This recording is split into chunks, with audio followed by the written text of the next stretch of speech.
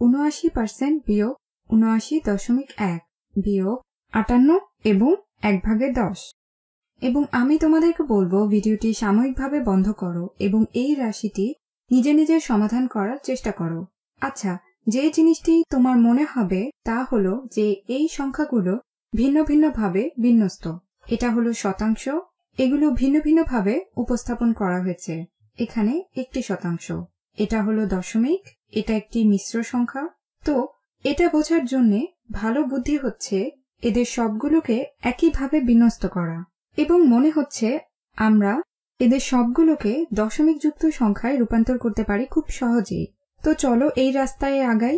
তাহলে ৭৯%, যেটাকে বলা যায় ৭৯/১০০, যদি তুমি এটাকে ভগ্নাংশ আকারে লিখতে চাও এটা হবে ৭৯/১০০, কিন্তু যদি তুমি এটাকে দশমিক আকারে লিখতে চাও এটা হবে ০.৭৯, যেটা হবে ০.৭৯। এখন ৭৯.১ দশমিক যুক্ত সংখ্যা হিসেবেই লেখা আছে। তো আমরা এটা আবার লিখি। তো বিয়োগ ৭৯.১ এবং তারপর ৫৮ এবং ১/১০। আচ্ছা, ১/১০ আর ০.১ একই কথা। তুমি এটাকে দেখতে পারো ৫৮ হিসেবে, আচ্ছা, এবং ১/১০ হিসেবে। তো এটা হলো বিয়োগ ৫৮ এবং ১/১০, অথবা তুমি এটাকে দেখতে পারো ৫৮.১ হিসেবে। তো এখন এরা সব একইভাবে বিন্যস্ত। চলো তাহলে হিসাব করে দেখি। এখন প্রথমে যে জিনিসটা তোমার মনে আসবে তা হলো তোমার এখানে একটি ছোট সংখ্যা আছে, ছোট ধনাত্মক সংখ্যা। এটা ১-এর চেয়ে ছোট এবং তুমি বিয়োগ করছো বড় সংখ্যা। তো তোমার পুরো ফলাফলটি হবে ঋণাত্মক। এটা বোঝার জন্য যে আমি কি করেছি, আমি ঋণাত্মক চিহ্নটি সরাবো এবং তাহলে হিসাবটিকে আমি মনে মনেই করতে পারবো। এটা জিনিসটাকে কিছুটা সহজ করবে। তো যদি আমি বিয়োগ চিহ্নটিকে বাদ দেই এটা হবে, তো আমরা এটা বাদ দিই। আমি এটা এভাবেই করি। তো যদি আমরা বিয়োগ চিহ্নটা বাদ দিতে চাই তাহলে এটা ঋণাত্মক হবে, এটা ধনাত্মক হবে এবং এটা ধনাত্মক হবে।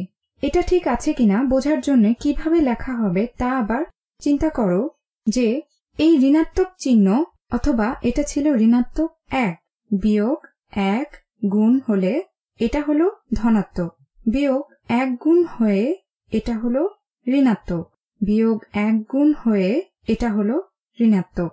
তো এই দুটি একই জিনিস, এবং যে কারণে আমি এটা করেছি তা হলো এখন আমরা খুব স্বাভাবিকভাবেই যে জিনিসটা করব তা হলো আমরা এই দুটি সংখ্যা যোগ করব। আমরা একটি ধনাত্মক সংখ্যা পাব, একটি বড় ধনাত্মক সংখ্যা। তারপর আমরা এটা থেকে বিয়োগ করব এখানে। তো আমরা আমাদের চিরাচরিত পদ্ধতিটি ব্যবহার করি, যদিও আমরা বাইরের এই বিয়োগ চিহ্নটির কথা ভুলতে পারবো না। তো চলো প্রথমে এটাই করা যাক। চলো যোগ করি। ৭৯.১ যোগ ৫৮.১। তো ৭৯.১ যোগ ৫৮.১। তো ০.১ যোগ আরেকটি ০.১ হলো ০.২। ৯ যোগ ৮ হলো ১৭। তো এটা ৭টা ১ এবং একটি ১০। তো একটি ১০ যোগ ৭টি ১০ আমাদের দিচ্ছে ৮টি ১০, যোগ ৫টি ১০ আমাদের দিচ্ছে ১৩টি ১০, অথবা ১৩০। তো আমাদের আছে ১৩৭.২, যেটা এখানের এই অংশটাই। তো শত, আমি এটা নিচে লিখি। তো আমাদের আছে ১৩৭.২ এবং তারপর এটার থেকে ঋণাত্মক ০.৭৯ যোগ হচ্ছে, যা ০.৭৯ বিয়োগ করার সমান। তো চলো এটা করি। চলো ০.৭৯ বিয়োগ করি, একটি দশমিক চিহ্ন দিই যাতে দশমিক চিহ্নটা একই সারিতে থাকে। তো আমরা বিয়োগ করি ডান দিকের অংশটা থেকে ডান দিকের অংশটা। এখন চলো বিয়োগটা করি। তো এখন আমরা ৯কে বিয়োগ করছি, কিন্তু এখানে কিছুই নেই। আমরা এখানে একটি শূন্য লিখতে পারি, কিন্তু তাও আমরা শতাংশের স্থানে কিছু সমস্যা দেখছি। আমরা ০.৭কে ০.২ থেকে বিয়োগ করছি। তো আমরা এটা আবার সাজাচ্ছি, আমাদের এটা আবার সাজাতে হচ্ছে লবকে যাতে বিয়োগ করা যায়, অথবা অন্তত বিয়োগ করার জন্য খুব চিরাচরিত পদ্ধতি ব্যবহার করছি। তো চলো একটি দশমাংশ নেই এই 2 থেকে।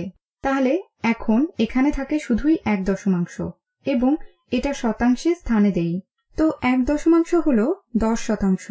তো আমরা বিয়োগ করি সেই 10 শতাংশ বিয়োগ 9 শতাংশ হলো 1 শতাংশ। এখন দশকের স্থান, আমাদের এই উপরে যথেষ্ট মান নেই, তো চলো এককের স্থান থেকে 1 নিয়ে আসি। তো এটা হবে 6। 1 হলো 10 দশমাংশ। তো এখন আমাদের আছে 11 দশমাংশ। তো এখন আমাদের আছে 11 দশমাংশ। 11 বিয়োগ 7 হলো 4, দশমিক যুক্ত করি। 6 বিয়োগ 0 হলো 6, তারপর আমরা পেলাম 13, ঠিক এভাবে। তো আমি যখন সব হিসাবগুলো বন্ধনীর ভেতরে করলাম, তো বন্ধনীর বাহিরে এখনো ঋণাত্মক চিহ্ন আছে। যখন আমি এদের পুরো হিসেবটি বন্ধনীর ভেতরে করেছি, আমি পেয়েছি 136.41 এবং আমরা এখানের এই ঋণাত্মক চিহ্নটির কথা ভুলতে পারবো না। তাহলে এই পুরো জিনিসটাই হিসাব করে পাওয়া গেছে ঋণাত্মক 136.41।